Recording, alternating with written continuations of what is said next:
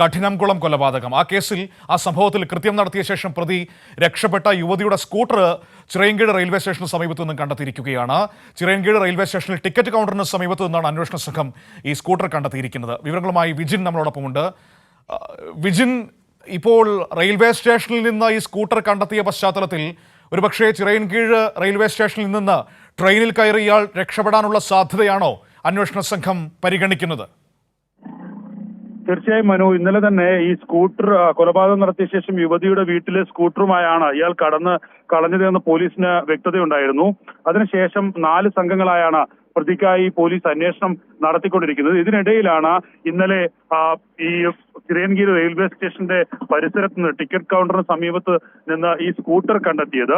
അതിനുശേഷം ഇയാൾ ട്രെയിനിൽ കയറി പോയിട്ടുണ്ടാകാം എന്ന നിഗമനത്തിലാണ് പോലീസ് നിലവിലുള്ളത്. എറണാകുളം സ്വദേശിയാണ് ഇയാളെന്ന് പോലീസിന് വിവരങ്ങൾ ലഭിച്ചിട്ടുണ്ട്. അതുമായി ബന്ധപ്പെട്ട അന്വേഷണവും ഒരു ഭാഗത്ത് നടക്കുന്നുണ്ട്. ഏതായാലും ഇയാൾ ട്രെയിനിൽ രക്ഷപ്പെട്ടിട്ടുണ്ടെങ്കിൽ മറ്റേതെങ്കിലും സംസ്ഥാനം വിട്ട് കടക്കുന്നത് ഉൾപ്പെടെ ഉണ്ടായിട്ടുണ്ടോ എന്ന കാര്യത്തിൽ ഉൾപ്പെടെ പോലീസ് പരിശോധന നടത്തുന്നുണ്ട്. പെരുമാതുറയിൽ ആയിരുന്നു ഇയാൾ താമസിച്ചിരുന്നത്. വാടകയ്ക്കാണ് ഇയാൾ താമസിച്ചത്. അധികകാലമായിട്ടില്ല ഈ വാടക വീട് എടുത്തിട്ട്. ഇന്നലെ അവിടെ നിന്ന് ഇറങ്ങിയ ശേഷം ഏകദേശം 11:30 ഈ അമ്പലത്തിലെ പൂജാരിയായിരുന്ന ഭർത്താവ് എത്തിയ അപ്പോഴാണ് ഈ കൊലപാതകം നടന്ന കാര്യം വ്യക്തമാകുന്നത്.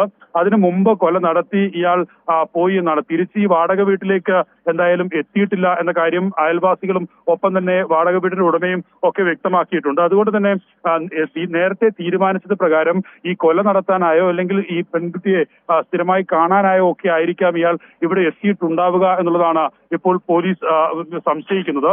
അതുമായി ബന്ധപ്പെട്ട അന്വേഷണവും പോലീസ് നടത്തുന്നുണ്ട്. എന്തായാലും ഇൻസ്റ്റഗ്രാം വഴി ഇയാൾ ഈ യുവതിയുമായി പരിചയപ്പെടുകയും അവർ സംസാരിക്കുകയും ഒക്കെ ചെയ്തതായാണ് പോലീസിന് ലഭിച്ചിരിക്കുന്ന വിവരം. ഇതിന്റെ അടിസ്ഥാനത്തിലും കൂടുതൽ അന്വേഷണത്തിലേക്ക് കടക്കുകയാണ്. മറ്റാർക്കെങ്കിലും ഇയാളെ പറ്റി വിവരമുണ്ടോ എന്ന കാര്യം, ഈ യുവതി ആരോടെങ്കിലും ഇയാളുടെ കാര്യം സംസാരിച്ചിട്ടുണ്ടോ എന്ന കാര്യത്തിൽ ഒക്കെ തീരുമാനത്തിലെത്തേണ്ടതുണ്ട്. അതുകൊണ്ട് തന്നെ അത്തരം ഒരു അന്വേഷണവും ഫോൺ രേഖകൾ പരിശോധിച്ചുള്ള അന്വേഷണവും ഒക്കെ പോലീസ് ഇപ്പോൾ നടത്തുന്നുണ്ട്. 4 സംഘങ്ങളായി തിരിഞ്ഞാണ് പ്രതിക്കായി നിലവിൽ പോലീസ് അന്വേഷണം നടത്തുന്നത്.